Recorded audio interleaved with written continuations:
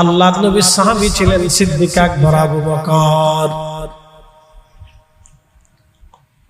প্রিয় নবী একদিন বলেন, আবু বকর প্রস্তুত থাকিও, একদিন হিজরত করা লাগতে পারে, আমাদের মক্কা ছেড়ে মদিনায় মনে হয় চলে যেতে হবে। আবু বকর তৈরি থেকো। ঘটনা বললেন নবীজি বহুদিন আগে, বহু মাস আগে হযরত আবু বকর সিদ্দিক রাদিয়াল্লাহু আনহুকে যেই দিন বললেন, সেই দিন রাত্রিবেলা হযরত আবু বকর ঘরের দরজার সামনে হেলান দিয়ে দাঁড়ানো। এইভাবে সারা রাত কেটে গেল। স্ত্রী থেকে জুদা হয়ে গেলেন, সন্তান থেকে জুদা হয়ে গেলেন। সারাটা রাত দরওয়াজার সাথে হেলান দিয়ে হযরত আবু বকর রাদিয়াল্লাহু আনহু দাঁড়িয়ে থাকেন।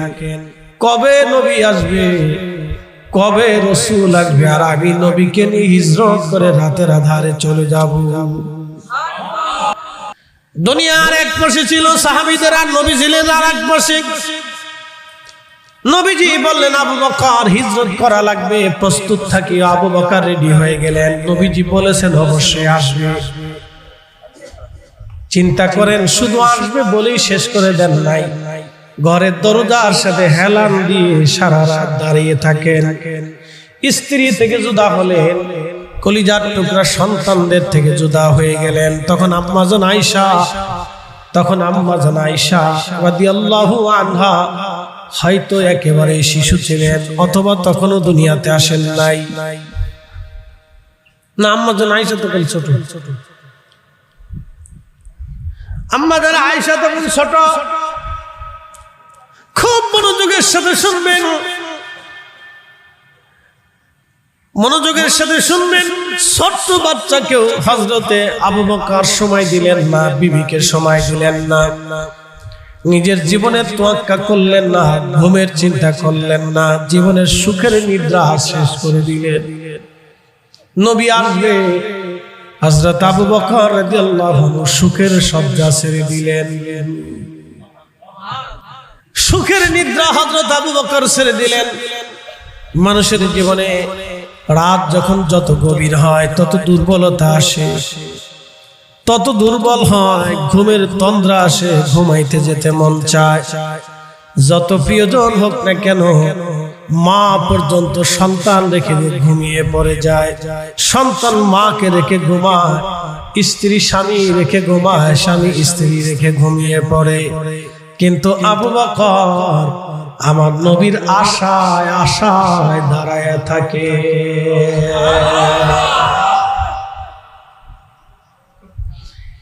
এরই নাম ইশকে রাসূল, এরই নাম ভালোবাসা, হুব্বে রাসূল,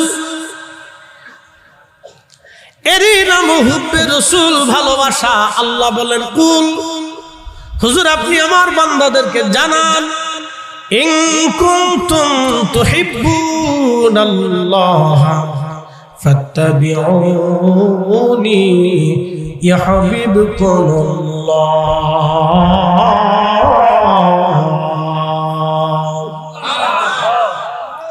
হুজুর আপনি উম্মতকে জানায় দেন, কেউ যদি আমাকে ভালোবাসতেই চায়, কেউ যদি আমি আল্লাহকে ভালোবাসতে চাই, নবীজি কেউ যদি আমাকে ভালোবাসতে চায়, আপনি উম্মতকে জানায় দেন, ফাত্তাবিউনি, সে যেন আপনি নবীকে তার কলিজাটা দিয়ে দেয়, তার জিন্দেগিটা দিয়ে দেয়, তার মাল দিয়ে দেয়, তার সন্তান সন্ততি যেন দিয়ে দেয়, তার আখিরাত যেন দিয়ে দেয়, পরকাল যেন দিয়ে দেয়, তার ঈমান যেন দিয়ে দেয়, তার বিশ্বাস যেন দিয়ে দেয়, তার মন, ভালোবাসা, দিল, তার মগজ, চিন্তা চেতনা আপনি নবীকে যেন দিয়ে দেয়, আপনি রাসূলকে যেন তার জীবনের সাথ দিয়ে দেয়, জান দিয়ে দেয়, মাল দিয়ে দেয়, সম্পদ দিয়ে দেয়, জিন্দেগি যেন দিয়ে দেয়। নবীজি যদি দিয়ে দেয়, তাহলে উম্মতকে জানায় দেন, ইয়া হাবিবুকুল্লাহ, আমি আল্লাহ তাকে ভালোবাসবো, আমি আল্লাহ তাকে ভালোবাসবো, আমি আল্লাহ তাকে ভালোবাসবো।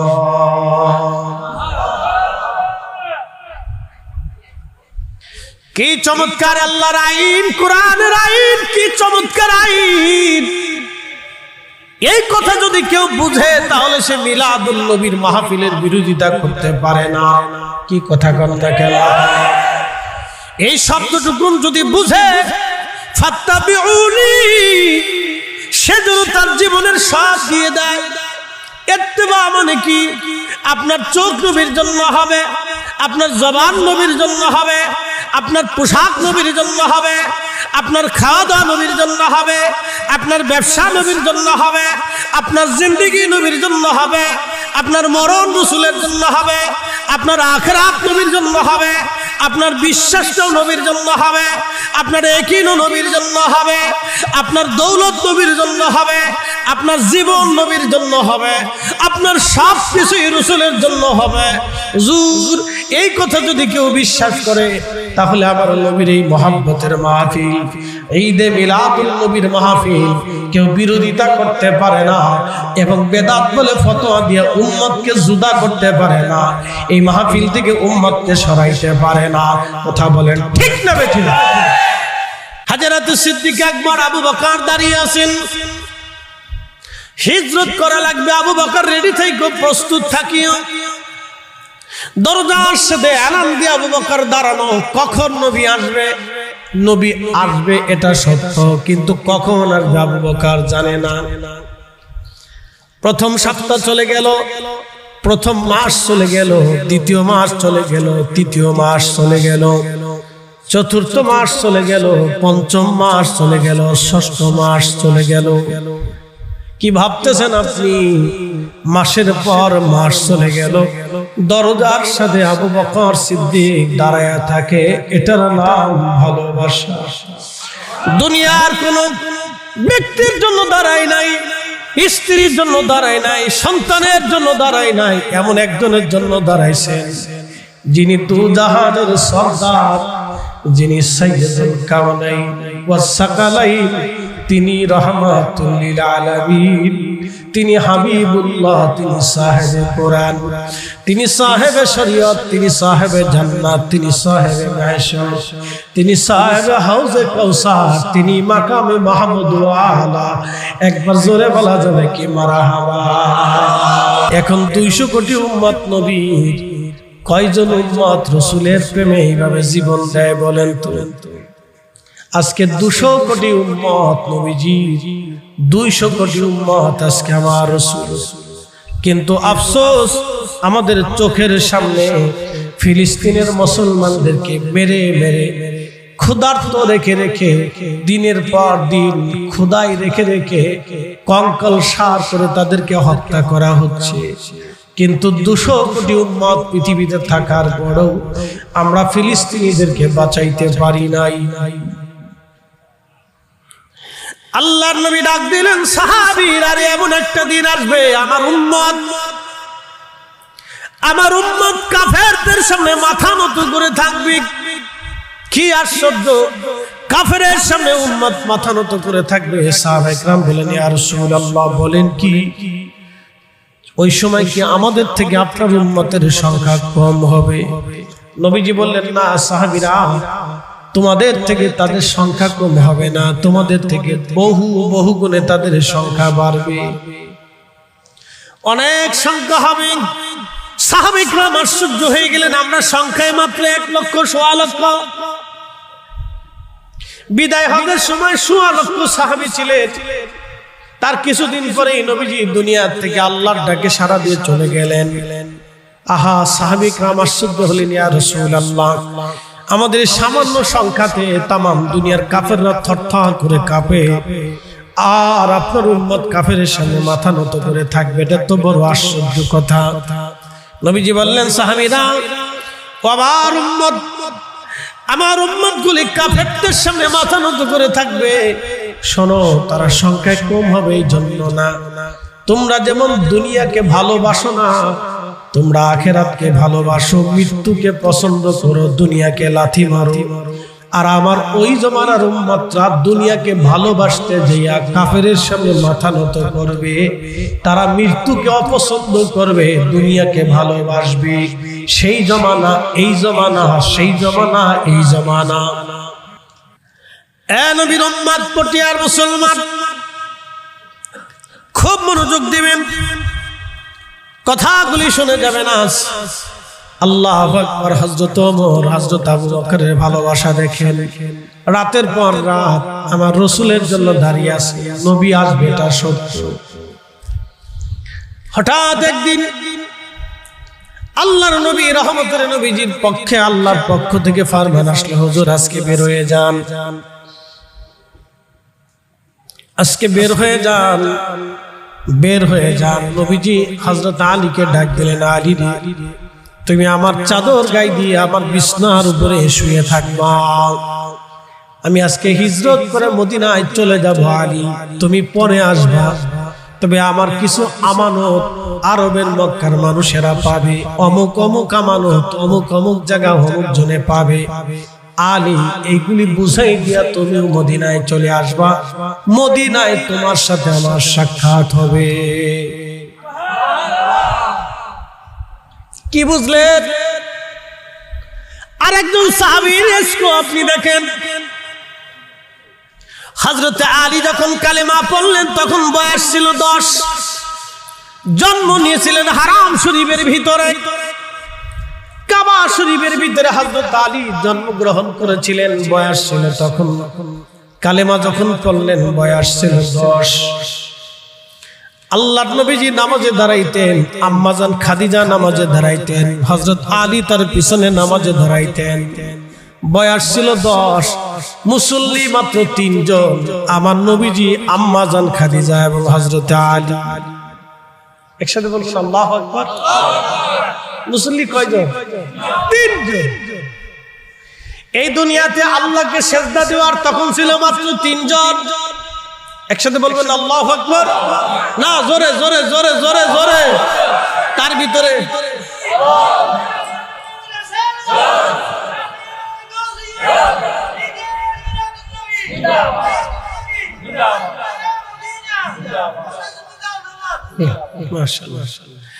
আল্লাহকে সিজদা দেওয়ার মতো ছিল 3 জন, আল্লাহর নবী, আম্মাজান খাদিজা এবং হযরত আলী। আল্লাহর নবী সিজদা দিলেন আগে, সবার আগে ইমামতিতে নবীজি, ডান পাশে দাঁড়িয়ে আছেন হযরত আলী, তার পিছনে দাঁড়িয়ে আছেন আম্মাজান খাদিজা। বন্ধু খুব মনোযোগ দিবেন। হযরত আলীকে নবী বলেন, আলী বিছনার মধ্যে তুমি শুয়ে যাও, আমার চাদর মোড়া দিয়ে আমার বিছনার উপরে চাদর মোড়া দিয়ে ঢেকে তুমি ঘুমিয়ে থাকবা আলী। আর কাফেররা আসবে আমাকে খোঁজার জন্য, আলী আমি দরজা দিয়ে বের হয়ে চলে যাব হিজরত। আলী রে, মদিনায় দেখা হবে, অমুক অমুক কাফেররা আমার কাছে এমন অমুক জিনিস পায়, তুমি এইগুলি আগামীকাল সবাইকে বুঝাই দিবা। আমার কাছে তারা আমানত রেখেছিল, আমানত গুলি বুঝাই দিবা রে আলী। দেখেন, আপনি একটু চিন্তা করেন, যে কাফেররা তাকে মারার জন্য আসতেছে, নবীজি সেই কাফেরদের আমানত পর্যন্ত বুঝাই দিয়েছিলেন। প্রিয় উপস্থিতি হাজিরিন, যেই কাফেররা নবীকে হত্যা করার জন্য আসলো, নবীজি তাদের আমানত হযরত আলীর কাছে বুঝাইলেন, কালকে দিবা। আরেকজন সাহাবীর ইশকে রাসূল দেখেন, হযরত আলী জানতেন এই চাদর মোড়া দিয়ে ঘুমাইলে নবী মনে করে তারা আমাকে হত্যা করতে পারে। মৃত্যুকে সামনে রাখলেন, ইশকে রাসূলের কলিজার ভিতরে নিলেন। একসাথে বলবেন আল্লাহু আকবার। মৃত্যুকে সামনে রাখলেন, ইশকে রাসূলের কলিজার ভিতরে নিলেন, বিশ্বাসটাকে, ইয়াকিনটাকে এমন ভাবে মজবুত করলেন, বিশ্বাস করলেন কি হযরত আলীর অন্তরে বিশ্বাস এসে গেল, নবী বলেছেন আমানত বুঝাই দিব, মদিনায় যায় নবীজির সাথে দেখা হবে, এর আগে আমার মৃত্যু হবে না। হযরত আলী বুঝার আর বাকি নাই, আমার ইন্তেকাল, মৃত্যু তত সময় পর্যন্ত হবে না যত সময় মদিনাতে নবীজির সাথে দেখা না করব, কারণ নবী বলেছেন মদিনায় দেখা হবে। আমানত আমি বুঝাবো, রাসূলের আমানত নষ্ট হবে, অবশ্যই আমার রব হতে দেবে না। কারণ আমানত যদি নষ্ট করে দেয়, কিয়ামত পর্যন্ত এই উম্মতের মাঝে প্রচার থাকবে নবীজি উম্মতের আমানত নিজে নষ্ট করেছিলেন। এটা আল্লাহ হতে দিবে না। হযরত আলীর কিন বড় মজবুত, শুয়ে পড়লেন চাদর মোড়া দিয়ে। নবীজি বের হয়ে গেলেন, কাফেররা চারপাশে ঘিরে ধরে দাঁড়ানো। বের হওয়ার সাথে আমরা আক্রমণ করব, কিন্তু ভিন্ন রকম হয়ে গেল। একটু ধুলো নিয়ে নবীজি কোরআনের আয়াত পড়ে ছেড়ে দিলেন। প্রত্যেকের চোখে মুখে লেগে চোখ মুখ তাদের অন্ধকার হয়ে গেল। নবীজি কাফেরদের সামনে দিয়ে চলে গেলেন, কাফেররা দেখতে পেল না। হাঁটতে হাঁটতে চলে গেলেন। ঠিক এই দিকে হযরতে নবীজি বের হয়ে যাওয়ার পরে আল্লাহর নবীজির ঘরের ভিতরে কাফেররা ঢুকলো। ব্যাপার কি? ঢুকার পরে দেখে চাদর উল্টাইয়া হযরত আলী শুয়ে আছে। আল্লাহর নবী চলে গেলেন। চলে যাওয়ার পরে আবু বকরের ঘরের দরজার সামনে নবীজি টুকা দিলেন, ছোট্ট করে ডাক দিলেন, আবু বকর। জোরে ডাক দেন নাই, একটা ডাক দিলেন, আবু বকর। সাথে সাথে দরজা খুলে গেল। আস্তে হয়ে গেল না? জোরে বলেন। সাথে সাথে দরওয়াজা খুলে গেল। দরওয়াজা যখন খুলে গেল, আহা নবীজি ডাক দিলেন, আবু বকর তুমি কি ঘুমাও নাই? বলে হুজুর, যেই দিন আপনি বলেছিলেন হিজরত করা লাগবে, সেই দিন রজনী থেকে আমি সারা রাত আপনার জন্য দরজার সাথে হেলাল দিয়ে দাঁড়ায় থাকি। আমার নবী আসবে, হুজুর আমি দাঁড়ায় থাকি জন্য আপনি এসে ডাকাডাকি করবেন, আর আওয়াজ হবে, কাফেররা টের পেলে আপনাকে কষ্ট দিবে, আমি আবু বকরের সামনে আপনাকে ব্যথা দিবি। ইয়া রাসূলুল্লাহ, আমার জীবন থাকতে এটা হতে পারে না। নবীজি ওই দিন রাত্র থেকে আমি আবু বকর ঘুমাই নাই। আপনি নবীজির আশায় আমি দাঁড়ায় থাকি, আমি ঘরের দরজার সাথে হেলান দিয়ে দাঁড়ায় থাকি। চিৎকার মেরে জোরে বলেন না ইয়া রাসূলুল্লাহ। আল্লাহ নবীজি বললেন, আবু বকর তাহলে চলো। হযরত আবু বকর রওনা হয়ে গেলেন। স্ত্রী থেকে জুদা হলেন, সন্তানদেরকে রেখে গেলেন। আবু বকর জানতেন, হযরত আবু বকর জানতেন আমার সন্তানদেরকে রেখে যাইতেছি, কাফেররা আমার সন্তান এবং স্ত্রী সবাইকে মেরে ফেলতে পারে আমাকে না পেয়ে। হযরতে আসমা রাদিয়াল্লাহু আনহা আবু বকরের আরেকজন কন্যা সন্তান ছিলেন, এবং আম্মাজান আয়েশা সিদ্দিকা রাদিয়াল্লাহু আনহা ছিলেন ছোট।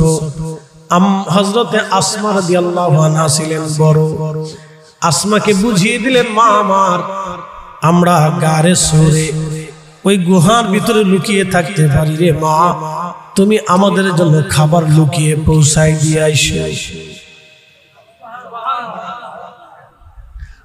হযরতে আসমাকে বুঝিয়ে দিয়ে গেলেন। হযরতে আবু বকর সিদ্দিক নবীকে নিয়ে রওনা হয়ে গেলেন। আহা রাসূলকে নিয়ে রওনা হয়ে যাওয়ার পরে কাফেররা বাড়িতে খুঁজে না পেয়ে হযরত আবু বকরের বাড়ি আসছে। হযরত আবু বকরের বাড়ি এসে দরজায় টুকা লাগাইলেন। হযরত আসমা রাদিয়াল্লাহু আনহা বের হয়ে আসলেন। কি চান আপনারা? বলে তোমার আব্বাজান কোথায়? বলে আব্বাজান বাড়িতে নাই। হযরত আসমা প্রিয় নবীজিকে সাথে নিয়ে চলে গেছে, কথা বললেন না, বললেন আব্বাজান বাড়িতে নাই। কাফেররা হযরত আসমা রাদিয়াল্লাহু আনহার মুখের মধ্যে থাপড় মারতে লাগলো। ছোট্ট মেয়েটা সেই দিন কাফেরদের আঘাতে অনেক কষ্ট পাইলেন, ব্যথা পাইলেন, কিন্তু নবীর এসকে বাবার মতো মোহাব্বত নিয়ে বলে দিলেন, আমার আব্বাজান বাড়িতে নাই। কোথায় গেছে বলতে পারি না, কোন জায়গা গেছে আমি তাও জানি না। চলে গেলেন হযরত নবীজি জাবালে সৌর। সৌরের পাশে একটা পাহাড় আছে, নাম জাবালে সাবির। পাহাড়টা কেটে কেটে অর্ধেক বানিয়ে ফেলেছে সৌদি সরকার। এখানে হোটেল বানানো হচ্ছে হাজিদের জন্য। জাবালে সৌর, জাবালে সৌরে চলে যাওয়ার পরে জাবালে সৌর ডাক দেয়, বলে ইয়া রাসূলুল্লাহ, নবীজি আপনি আমার উপরে আসছেন, আমার এখানে কোনো গুহা নাই, আপনাকে লুকায় রাখবো এমন কোন জায়গা পাহাড়ের মধ্যে নাই হুজুর। কালকে সকালবেলা কাফেররা আসবে, আপনাকে আমার উপরে পেলে আমাকে আপনাকে আঘাত করবে, রক্তাক্ত করবে, আমি সৌর কিয়ামতের ময়দানে আল্লাহর কাছে কি জবাব দিব?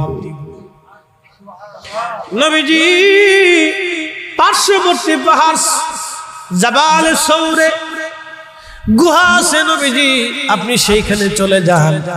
জাবালে সাবির থেকে নবীজি সৌরের দিকে রওনা করলেন।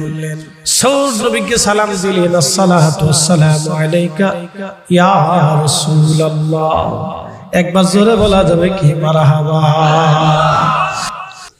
আল্লাহর নবীজি সৌর পর্বতে চলে গেলেন গুহার সামনে। আবু বকরকে বলেন, আবু বকর ভিতরে ঢুকো।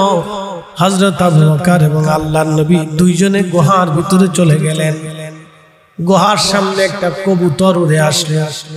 কবুতর উড়ে এসে গুহার সামনে বাসা বানাইলো। বাসা বানাইয়া কবুতর ওইখানে ডিম পারলো। মাকড়সা এসে পুরা গুহার দরজার সামনে বিরাট বড় জাল বানাইয়া মাকড়সা সেই জালের মধ্যে বসে রইল। চিৎকার মেরে জোরে বলেন আল্লাহু আকবার। কবুতর আসলো, মাকড়সা আসলো। কবুতর এসে ডিম পারতেছে। মাকড়সার জাল বানাইয়া গুহার সামনে আমার নবীকে পাহারা দিতে লাগলেন। কি আশ্চর্য, প্রাণীরা পর্যন্ত নবীজিকে গুহার সামনে পাহারা দেয়, আর আরেক দল কাফেররা অস্ত্র শস্ত্র হাতে নিয়ে তারা আমার নবীকে খুঁজে হত্যা করার জন্য সারা আরব ঘুরে ঘুরতেছে। আবু জাহেল ঘোষণা দিল, যদি আমার ভাতিজাকে তোমরা ধরে নিতে পারো 100 উট তোমাদেরকে পুরস্কার দেওয়া হবে। এই 100 উটের আশা নিয়ে সারা আরবের কাফেররা বের হয়ে গেল। কোথায় আছে নবীকে ধরতেই হবে আজ। সাথী মাত্র একা হযরত আবু বকর, আর কেউ নাই। নবীজি এবং আবু বকর গুহার ভিতরে ঢুকলেন। গুহার ভিতরে ঢোকার পরে হযরত আবু বকর দেখলেন অনেকগুলি ছিদ্র দেখা যায়।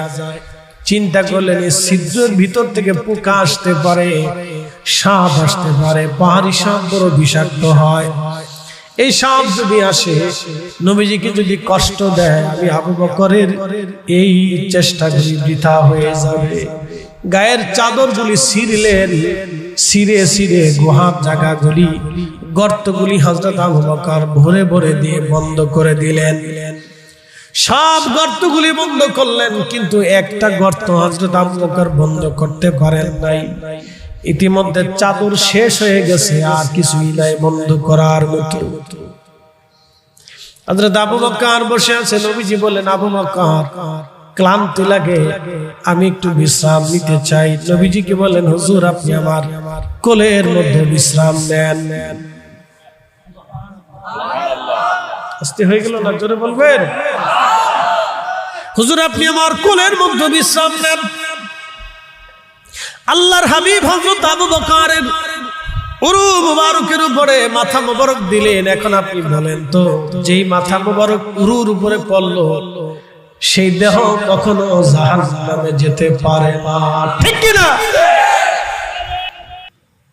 খুব মনোযোগ দিবেন বাবাজি। হযরত আবু বকর সিদ্দিক ওই গর্তের উপরে পা রেখে দিয়ে গর্তটা বন্ধ করে দিলেন। প্রিয় নবীজি বিশ্রামে ঘুমন্ত। হযরত আবু বকর গর্তের উপরে যখন পা রেখে দিয়েছে, গর্তের ভিতরে ছিল একটা সাপ। বারবার এই সাপটা বের হয়ে আসতে চায়। কোন গর্ত খুঁজে না পেয়ে হযরত আবু বকর রাদিয়াল্লাহু আনহু এই জায়গাটা নরম পেয়ে তিনি সাপ কামড় মারতেছে বারবার। কামড়ের আঘাতে হযরত আবু বকর রাদিয়াল্লাহু আনহু বিষের যন্ত্রণায় শরীর সবুজ হয়ে আসতেছিল, কষ্ট হতেছিল, কিন্তু তারপরও সে আমার নবীকে ডাকে নাই, আমার রাসূলকে ডাকে নাই।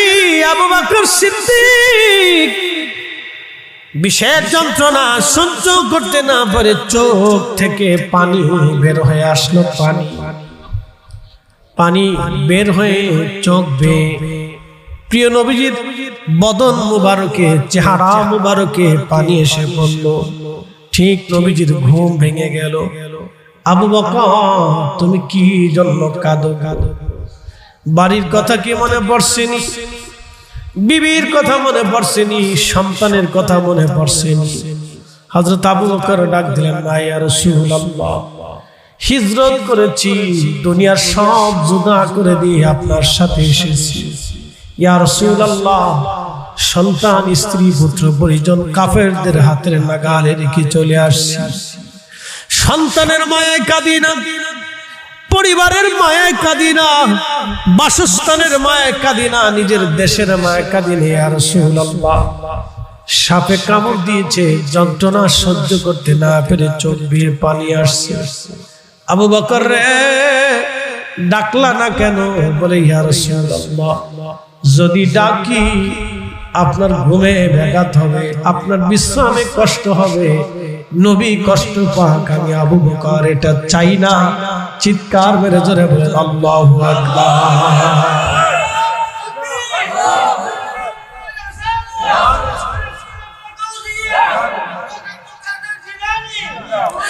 এটার নাম হচ্ছে ভালোবাসা। ভালোবাসা দলিল দিয়ে হয় না, ইশকে রাসূল দলিল দিয়ে হয় না, ইশকে রাসূল দলিল দিয়ে হয় না, দলিল দিয়ে ইশকে রাসূল হয় না। কথা বলেন ঠিক কি না? ইশকে রাসূল দলিল দিয়ে হয় না। আল্লাহ যার কলিজার মধ্যে ঢেলে দেয় তার ভিতরেই আসে, ঠিক কি না? সবাই আশিকে রাসূল হয় না, সবাই সাহাবী হয় নাই। আল্লাহ ওই রূহটাকে ভালোবাসছে যে রূহটা রাসূলকে ভালোবাসছে। আল্লাহ ওই জীবনকে ভালোবাসছে যে জীবন নবীকে ভালোবাসছে। আল্লাহ ওই মানুষকে ভালোবাসছে যে মানুষ নবীকে ভালোবাসছে। আল্লাহ ওই প্রাণীকে ভালোবাসছে যে প্রাণী নবীকে ভালোবাসছে। হিসাব বরাবর একেবারে সহজ, আমাদের বুঝার অনেক কিছু আছে, কিন্তু বর্তমান জেনারেশন এটা বুঝতে চায় না। তারা চায় বাস্তব। বন্ধু, বাস্তব দিয়ে কি করবা তুমি? সাহাবীদের জিন্দেগির দিকে তুমি তাকাও। অনেকে কয় দলিল কি? আরে মিয়া, নবীর জিন্দেগি পুরাটাই তো দলিল। বলে তোমরা সুন্নি হক, দলিল কি? বলে হযরত গাউসে পাক আব্দুল কাদের জিলানীর জিন্দেগি আমাদের দলিল। কথা কন না কেন? কেন ওলি কারে বানায় আল্লাহ? কোন সিটার রে, বাটবার রে, দুশমন রাসূল আল্লাহ ওলি বানায় না। আল্লাহ তারই ওলি বানায় যার জিন্দেগি নবীর কদমে কুরবানি হয়। প্রিয় নবীজি হিজরত করে বের হয়ে গেলেন, যেতে লাগলেন আরব সাগরের পাশ দিয়ে। আরব সাগরের পাশ দিয়ে যেতে লাগলেন। সুরাইয়া রাদিয়াল্লাহু তাআলা আনহু তখনও কালেমা পড়েন নাই। হযরত সুরাইয়া, দুঃখিত, সুরাকা রাদিয়াল্লাহু আনহু, হযরত সুরাকা রাদিয়াল্লাহু আনহু তখনও কালেমা পড়েন নাই। সুরাকা বের হলেন, সে আরব বেদুইন ছিলেন, ডাকাত। কি ছিল? না, আস্তে করে না, জোরে বলেন, কি ছিল? ডাকাত। ডাকাত ছিল, আরব বেদুইন ডাকাত ছিল সুরাকা। আর সে খুব পারদর্শী ছিল। সে এমন পারদর্শী ছিল, ওই রাস্তা দিয়ে 50 কিলোমিটার দূরেও যদি কোনো মানুষ যাইতো সে ঘ্রাণ পাইত। এরকম ডাকাত ছিল। আমাদের দেশে বলে আগে এরকম কিছু চোর ছিল, ঘরের মধ্যে বলে টাকা থাকলে চোরের নাকে বলে ঘ্রাণ দিত। কি চোরের চোর চিন্তা করো, আন্তর্জাতিক খ্যাতি সম্পন্ন চোর, চোরের ঘরের চোর। এইরকম ডাকাত ছিল সুরাকা। 50 মাইল দূর থেকে মানুষের ঘেরান তার নাকে। এবং সে পায়ের চিহ্ন দেখে বলে দিতে পারতো যে কোন দেশের মানুষের পায়ের চিহ্ন। উটের পায়ের চিহ্ন দেখে সে বলে দিতে পারতো কোন এলাকার উট। এরকম ডাকাত ছিল সুরাকা রাদিয়াল্লাহু আনহু। তখনও কালেমা পড়েন। ঘোষণা শুনছি 100 উট পাওয়া যাবে। নিজের ঘোড়া নিয়ে বের হয়ে গেলেন, কারণ সবার চোখ ফাঁকি দিতে পারলো, তার চোখ ফাঁকি দেওয়া যাবে না। এরকম ডাকাত ছিল যে তার চোখ আর ফাঁকি দেওয়া সম্ভব না। এইরকম ডাকাত সুরাকা রাদিয়াল্লাহু আনহু, চোখ ফাঁকি দেওয়া যাবে না। ঠিক সে পায়ের চিহ্ন, উটের চিহ্ন ধরে ধরে চলে গেল। দেখলো আল্লাহ নবী সামনে দেখা যায়। সুরাকা ডাক দিল নবীর নাম ধরে, দাঁড়াও, আমি এসে গেছি। পালাতে পারবে না, কিন্তু না, তা হলো না। আল্লাহর পক্ষ থেকে ফয়সালা এসে গেল। সাথে সাথে সুরাকার ঘোড়ার পা বালির ভিতরে দেবে গেল, মাটির সাথে দেবে গেল, আর ঘোড়ার পা উপরে আর উঠে না। একবার জোরে বলা যাবে কি আল্লাহু আকবার। সুরাকা ভয় পেয়ে গেল, হাই হাই, জীবনে তেমন কোনোদিন হয়নি, আমার ঘোড়ার পা মাটির ভিতরে কি হলো? ঠিক তখনই সুরাকা বুঝতে পারছে ডাকাত হলে কি বুঝে পেরেছে, বুঝে এসে গেছে, ডাক দিল, ইয়া রাসূলুল্লাহ, আমার আর বুঝার বাকি নাই, আপনি আমার মাফ করে দেন, আমি আর আপনার দিকে আগাবো না, ফিরে চলে যাব, ক্ষমা করে দেন, আপনি দোয়া করেন আমার ঘোড়ার পা যেন মাটির ভিতর থেকে উঠে যায়। হযরত সুরাকা বলার পরে ঘোড়ার পা মাটির ভিতর থেকে উঠে গেল। নবীজি দোয়া করলেন, উঠে গেল, কিন্তু লোভ আর সামলাইতে পারলেন না, আবার রওনা করলেন। আবার আল্লাহ মাটির মধ্যে তার ঘোড়ার পা ধসিয়ে দিলেন। সুরাকা কাঁদে বলে, হুজুর মাফ করে দেন, এবার আর আমি যাব না। নবীজি বললেন, সুরাকা তুমি যদি এবার তওবা করো তাহলে ছেড়ে দেওয়া হবে, যদি তওবা না করো তাহলে আমার রব তোমাকে সহ মাটির মধ্যে ধসিয়ে নিয়ে যাবে। হযরত সুরাকা ভয় পেয়ে গেলেন, হুজুর আমি আর আপনার দিকে আগাবো না। হযরত আবু বকর বললেন, সুরাকা রে, তাহলে শর্ত আছে, তুমি শুধু নিজে চলে যাবে না, আরবের কাফেরদেরকে তুমি সরাই নিয়ে চলে যাবে, আর বলবে আমি সুরাকা কাউকে দেখি নাই, তুমি তোমার আরবের মানুষদেরকে সরাই নিবা, সাবধান তারা যেন আমাদের পিছু না নেয়। যদি ওয়াদা করো তাহলে তোমাকে ছেড়ে দেওয়া হবে, আর যদি ওয়াদা না করো তোমাকে সব মাটির মধ্যে ধসে নিয়ে যাওয়া হবে। সুরাকা বললেন, হুজুর আমি বুঝতে পেরেছি আপনি নবী। একসাথে বলবেন আল্লাহু আকবার।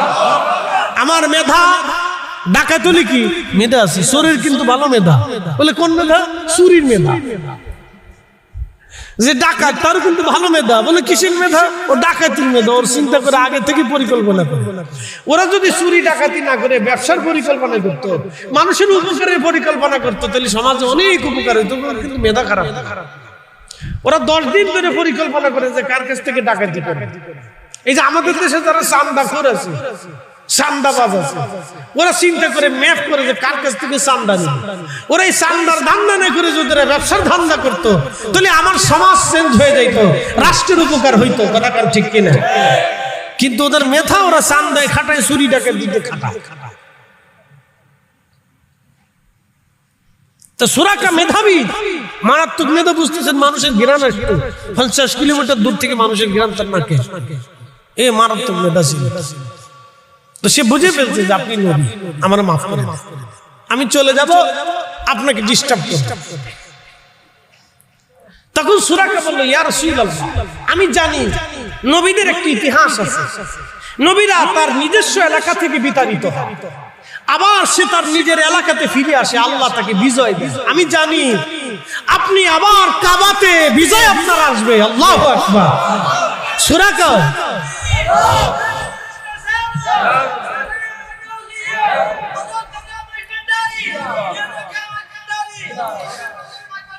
সুরাকা ডাক দিয়ে বলতেছে, হুজুর আমি জানি আপনি আবার ফিরে আসবেন, মক্কা আপনার করতলগত হবে, আমি জানি। কিন্তু ইয়া নবী আল্লাহ, আপনি আমাকে একটা ওয়াদা নামা দিয়ে যান, অঙ্গীকার নামা দিয়ে যান। বলে কি চাও?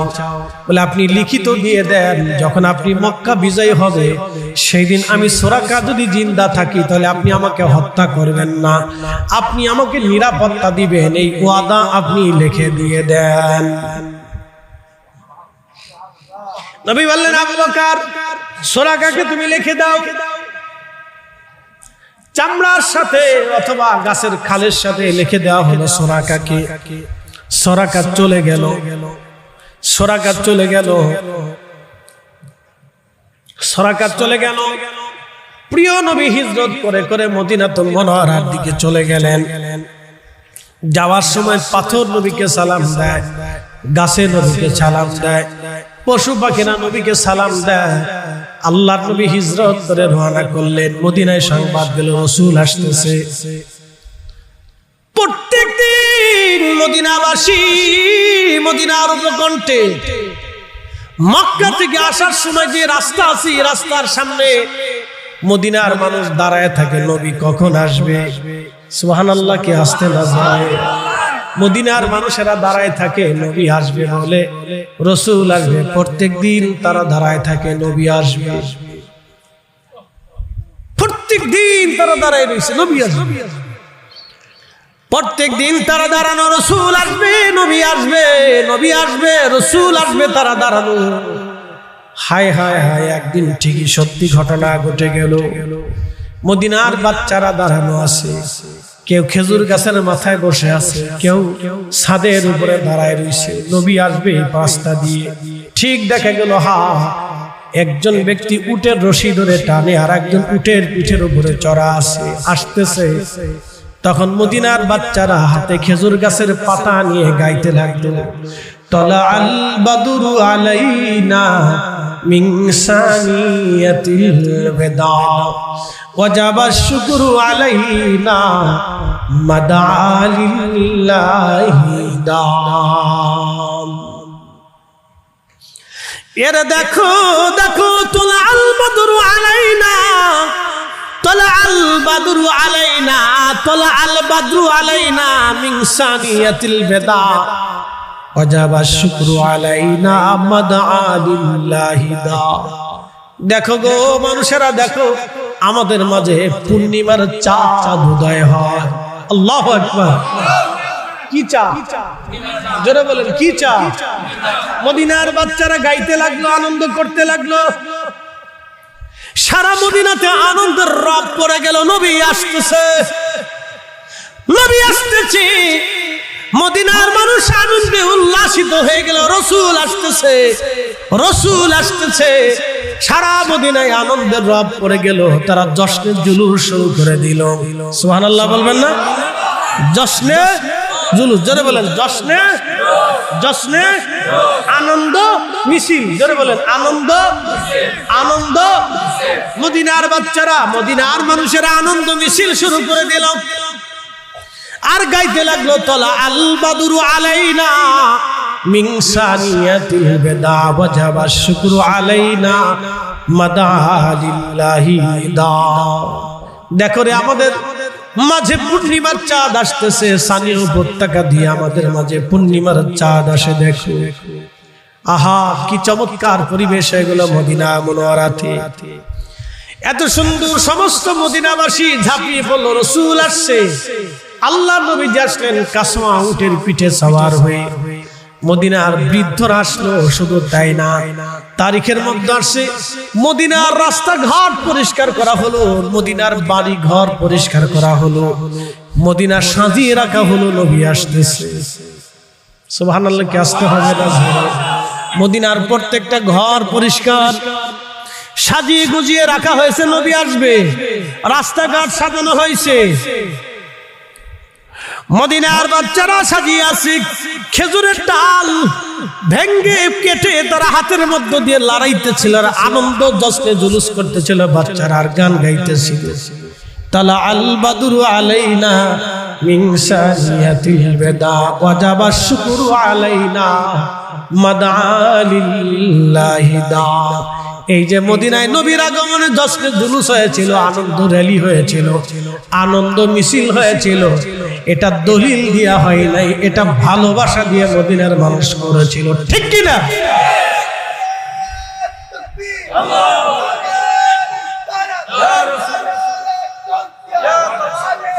থাক থাক,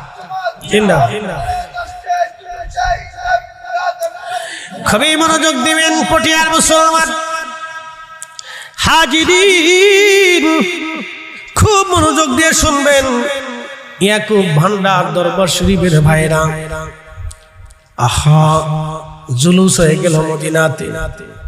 বৃদ্ধরা এসে বলল, হুজুর আপনি আমাদের বাড়ি আসেন। যুবকরা এসে বলল, ইয়া রাসূলুল্লাহ আপনি আমাদের বাড়ি আসেন। ছোট ছোট বাচ্চারা এসে বলল, ইয়া রাসূলুল্লাহ আমাদের মা ঘর বাড়ি সাজিয়ে রাখছে, বাড়ি পরিষ্কার করে রাখছি, হুজুর আপনি আমাদের বাড়ি আসেন। সবাই বলে, হুজুর আপনি আমাদের বাড়ি আসেন। মদিনার সাহাবীদের বাচ্চাদের প্রেম দেখেন। এই জন্য নবী মদিনা প্রেমের জায়গা, মদিনা ভালোবাসার জায়গা। এই জন্য দেখবেন মদিনার বাচ্চা আর দুনিয়ার সব বাচ্চা ভিন্ন রকম। মদিনার বাচ্চারা, মদিনার মানুষ, পৃথিবীর সব অঞ্চলের মানুষের চরিত্র একরকম, মদিনার মানুষের চরিত্র আর একরকম। মদিনার ও পৃথিবীর সব নারীদের চরিত্র অন্যরকম, মদিনার নারীদের চরিত্র অন্যরকম, মদিনার বাচ্চাদের চরিত্র অন্যরকম। মদিনা শান্ত, মদিনা ভদ্র, মদিনা অন্যরকম। মদিনার পরিবেশ জান্নাতের পরিবেশ, মদিনার মানুষ ভদ্র, এত শরীফ তারা, এত নরম মনের অধিকারী তারা, আমি প্রশংসা করে শেষ করতে পারবো না। কিয়ামত পর্যন্ত মদিনার গুণ থাকবে। নবী বলে দিয়েছেন, আমার উম্মত তোমরা শোনো, হারামি শারাবি খারাবি নাপাকি, হারামি শারাবি খারাবি নাপাকি, হারামি শারাবি খারাবি নাপাকি আমার মদিনাতে কোনোদিন ঢুকবে না। চিৎকার মেরে বললেন আল্লাহু আকবার। না জোরে বলেন ইয়া রাসূলুল্লাহ। হারামি শারাবি খারাবি নাপাকি থেকে মদিনা পবিত্র থাকবে, মদিনার মানুষকে আল্লাহ পবিত্র রাখবে সব সময়। মদিনা মদিনা মদিনাতুম মুনাওয়ারা, মদিনাতুম মুনাওয়ারা। প্রিয় উপস্থিতি, সারা মদিনার ভিতরে আনন্দের রব পড়ে গেল।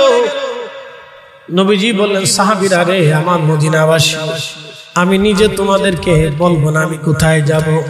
আমার উট কাসওয়া আমি ছেড়ে দিব, এই কাসওয়া যার বাড়ি যাবে আমি তার বাড়ি যাব। আল্লাহর নবী কাসওয়া উট ছেড়ে দিলেন। কাসওয়া চলতে লাগলো, চলতে লাগলো, চলতে লাগলো। হযরতে আল্লাহর জিবরাইল আসলেন, আল্লাহ পাঠাইলেন জিবরাইল রে।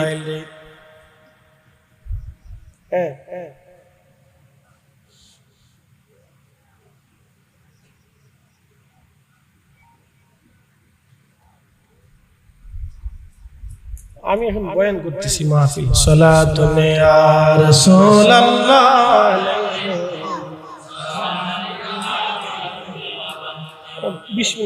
সালাতুন ইয়া রাসূলুল্লাহ আলাইকুম, সালামুন ইয়া হাবিব আলাইকুম।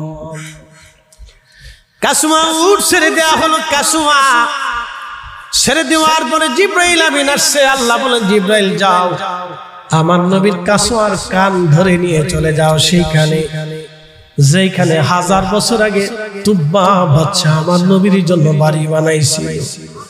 সেই বাড়িটা যার জন্য রাখা হয়েছে তিনি হযরতে মেজবানে রাসূল আইয়ুব আনসারী রাদিয়াল্লাহু তাআলা আনহু। ইশকে রাসূল 1000 বছর আগে ইয়ামান দেশের বাদশা তুব্বা বাদশা আমার নবীর জন্য বাড়ি বানায় রেখে গিয়েছিলেন। 1000 বছর আগে তুব্বা বাদশা নবীজির জন্য বাড়ি বানিয়েছিলেন। সেই বাড়ি বংশক্রমে আস্তে আস্তে আস্তে আস্তে হযরত আইয়ুব আনসারী রাদিয়াল্লাহু আনহুর ভাগ্যে এসে পড়লেন। নবীজি কাসওয়া ওই বাড়ির সামনে যায় বসে গেল। আল্লাহর হাবিবও গেলেন। সাহাবীরা রে, মদিনাবাসী, মন খারাপ করিও না। আহা, এখানে আমার জন্য আল্লাহ জায়গা বরাদ্দ করেছে। আল্লাহর নবী গেলেন। প্রিয় নবীজি ওই বাড়িতে প্রবেশ করলেন। হযরত আইয়ুব আনসারী রাদিয়াল্লাহু আনহু খুশি। তিনি এবং তিনার স্ত্রী দুইজন নবীজিকে বাড়ির জন্য বরাদ্দ করলেন। আল্লাহর নবী বলেন, আইয়ুব আনসারী, আমি নিচে থাকতে চাই, তোমরা উপরে থাকো। দ্বিতল বিশিষ্ট বাড়ি ছিল। হযরত আইয়ুব আনসারী রাদিয়াল্লাহু আনহু উপরে চলে গেলেন। নবীজি বললেন, আইয়ুব আনসারী, তোমরা উপরে যাও, আমি নিচে থাকি, কারণ বহু মানুষ আমার কাছে আসবে, নিচে থাকলে আমার উপকার হবে, সহজ হবে। তাজিম দেখেন সাহাবী। হযরত আইয়ুব আনসারী রাদিয়াল্লাহু আনহু উপরে চলে গেলেন, স্বামী আর স্ত্রী দুইজন। উপরে যাওয়ার পরে চিন্তা এসে গেল ভিন্ন রকম। হাই হাই, আমার নবী নিচে, আমরা উপরে। একসাথে করল আল্লাহু আকবার। অথচ আগে কোনদিন রাসূলের দর্শে বসে নাই, কোরআনও শিখে নাই, হাদিসও শিখে নাই, মাসালাও জানে নাই। এজন্য তাজিমে রাসূল, ইশকে রাসূল দলিল দিয়ে হয় না। আল্লাহ যাকে পছন্দ করে তার কলিজার ভিতরে আল্লাহ ঢেলে দেয়। কথা বলেন ঠিক কিনা? হযরত আইয়ুব আনসারী রাদিয়াল্লাহু আনহু বনে স্ত্রীও বনে স্বামীর স্ত্রী দুইজন কান্না শুরু করলেন। আইয়ুব আনসারী বলল, বিবি কি হলো এটা? রাসূল নিচে থাকবে আর আমরা উপরে থাকবো, এটা কেমন করে হয়? না না না, এটা কখনো হতে পারে না, আদবের খেলাফ রে বিবি, সর্বনাশ, নবী নিচে আর আমরা উপরে, এটা হয় না। হযরত আইয়ুব আনসারী ঘরের কোণার মধ্যে তিনি চলে গেলেন, দোতলার কোণায় চলে গেলেন, জড়সড় হয়ে কোণায় বসে আছেন, কারণ এখন নবীজি নিচে বিশ্রাম, যদি ডাকি নবীর কষ্ট হবে। কোণার এক কোণায় সারা রাত স্বামী আর স্ত্রী তারা ঘুমান নাই। না, হাসতে হয়ে গেছে, জোরে বলেন, জোরে জোরে। সারা রাত ঘুমান নাই। আর আপনি তাজিমে রাসূলের বলে মাসলা খুঁজতেছেন, দলিল তালাশ, যে কোন দলিল আছে? দলিল তো সাহাবীদের সারা জিন্দেগীর দলিল। হযরত আইয়ুব আনসারী রাদিয়াল্লাহু আনহু, আইয়ুব আনসারী রাদিয়াল্লাহু আনহু ঘরের কোণায় বসে গেলেন। বিবি জড়সড় হয়ে দুইজন এক কোণায় বসে আছে, সারা রাত তিনারা ঘুমান নাই, ওইভাবে জড়সড় বসে আছে। সকালবেলা তিনারা নেমে নবীজির সামনে গিয়ে বলেন, ইয়া রাসূলুল্লাহ, আপনি নিচে থাকবেন না, আপনি উপরে থাকবেন, আমরা নিচে থাকবো। বলে, কেন? আইয়ুব আনসারী বলে, হুজুর, রহমতের নবী নিচে থাকবে আর আমি আইয়ুব আনসারী বিবি নিয়ে উপরে থাকবো, আদবের খেলাফ, এটা আমার জীবন চলে গেলেও হবে না ইয়া রাসূলুল্লাহ। আমি আর আমার স্ত্রী কালকে রাত্রি বেলা সারা রাত ঘুমাইতে পারি নাই নবীজি, আমরা ঘরের এক কোণার মধ্যে বসেছিলাম ইয়া রাসূলুল্লাহ। নবীজি, আপনি উপরে থাকবেন আর আমরা নিচে থেকে আপনাকে পাহারা দিব। আল্লাহর নবী উপরে চলে গেলেন, আইয়ুব আনসারী রাদিয়াল্লাহু আনহু নিচে চলে আসলেন। এটা ছিল ইশকে রাসূল, তাজিমে রাসূল। সাহাবীরা এইভাবে নিজের জীবনের সব কিছু দিয়ে রাসূলকে ভালোবাসছে, জীবনের সব কিছু দিয়ে নবীকে ভালোবাসছে। মদিনার মানুষ সব দিয়ে নবীকে ভালোবাসছে। এই জন্য মদিনা ভিন্ন রকম, সাহাবীরা ভিন্ন রকম। আল্লাহ আমাদের বুঝার তৌফিক দিক। সকলে আওয়াজ তুলে বলেন আমিন। হোলাইন রওজা পুকুরপাড়া ঈদে মিলাদুন নবী সাল্লাল্লাহু আলাইহি উদযাপন পরিষদের সম্মানিত সভাপতি, এলাকার সম্মানিত গণ্যমান্য ব্যক্তিবর্গ, সম্মানিত মুরব্বী, কলিজার টুকরো যুবক, পর্দানিশীল আমার সম্মানিত মা-বোনেরা, মাইকের আওয়াজ যত দূর পর্যন্ত যাচ্ছে সকলকে মোবারকবাদ। শুকরিয়া সে মহান রবের দরবারে যিনি আপনাকে এবং আমাকে আজকে এই অঞ্চলের বহু মানুষ থেকে বাছাই করে যাচাই করে আল্লাহ পছন্দ করে তার বেহেশতের বাগানের ভিতরে বসার সুযোগ করে দিয়েছেন। প্রিয় নবীর ইশকের মাহফিলে আসার সুযোগ করে দিয়েছেন। সেই জন্য মনিবের আসমানে আমরা একসাথে শুকরিয়া আদায় করে বলি আলহামদুলিল্লাহ। শুকরিয়া আদায় করি সে আল্লাহর, যিনি সর্বশ্রেষ্ঠ নবী, সর্বশ্রেষ্ঠ মহামানব, ইমামুল মুরসালিন। পৃথিবীতে 2,24,000 নবী এবং রাসূল আলাইহিস সালামকে আল্লাহ পাঠিয়েছেন। এতজনের মাজার কোথায় কোন জায়গায় কার আছে আমরা বলতে পারি না। শুধু 25 জন নবী আলাইহিস সালামের মাজারের খবর, রওজা শরীফের খবর আমরা ইতিহাসে বিভিন্ন স্থানে আমরা দেখি বিদ্যমান আছে। 360 জন নবী আলাইহিস সালামের মাজার আছে হারামাইন শরীফাইনের মুতাওয়াফের ভিতরে। কাবা শরীফকে কেন্দ্র করে চারপাশে যে আপনার তাওয়াফ হয়, এই তাওয়াফের এই স্থানটাকে বলা হয় মুতাওয়াফ। এই মুতাওয়াফের ভিতরে 360 জন নবীদের রওজা আছে আলাইহিস সালাম। বাকি নবী আলাইহিস সালাম কে কোথায় ঘুমিয়ে আছে এটা আমাদের জানার একবারে সাধ্যের বাহিরে। কিছু নবী আলাইহিস সালামের মাজার ভারতের পূর্ব পাঞ্জাবে হযরত মুজাদ্দিদ আল-ফুসানি সিরহিন্দি রাহিমাহুল্লাহ শনাক্ত করে গেছেন। তো যাই হোক, আল্লাহ কোন নবী আলাইহিস সালামের উম্মত হিসেবে আপনাকে আমাকে কবুল করেন। আল্লাহ এমন একজন নবীর উম্মত হিসেবে মঞ্জুর করলেন যিনি সব নবীদের সাইয়্যিদ, যিনি তামাম সৃষ্টির শ্রেষ্ঠ, তামাম সৃষ্টির যিনি সম্মানিত, মেহেশ্বরের মাঠের যিনি সভাপতি। আল্লাহ সেই নবীর উম্মত হিসেবে আপনাকে এবং আমাকে মঞ্জুর করেছেন। এর চাইতে বড় পাওয়া আমাদের জীবনে আর কিছু হতে পারে। সেই জন্য মনিবের আসমানে আমরা একসাথে শুকরিয়া আদায় করে বলি আলহামদুলিল্লাহ। প্রিয় উপস্থিতি, আমার আলোচ্য বিষয় হচ্ছে সাহাবায়ে কেরামের রসুল প্রেম থেকে আমাদের এই জেনারেশনের কি শিক্ষা আছে, আমরা এখান থেকে কি শিক্ষা নিতে পারি, এই বিষয়ের উপরে আমার আলোচনা। আমি একজন বক্তা, আমার কাজই হচ্ছে বক্তব্য দেওয়া। সারা দুনিয়াতে আমি বক্তব্য দিই, মানুষকে ইসলামিক নলেজের উপরে ধারণা দিয়ে থাকি। এটা হচ্ছে আমাদের কাজ। আমার পরে যিনি আসবেন তিনি ছাত্রদেরকে কিতাব পড়ান, আলেম তৈরি করেন। তা আমাদের কাজ হচ্ছে সাধারণ মানুষের মাঝে ইসলামের সঠিক মেসেজটা পৌঁছে দেওয়া হচ্ছে আমাদের দায়িত্ব। সেই জন্য আপনারা সুন্দর করে আজকের আয়োজন করেছেন। আয়োজনে কোনো ত্রুটি রাখেন না।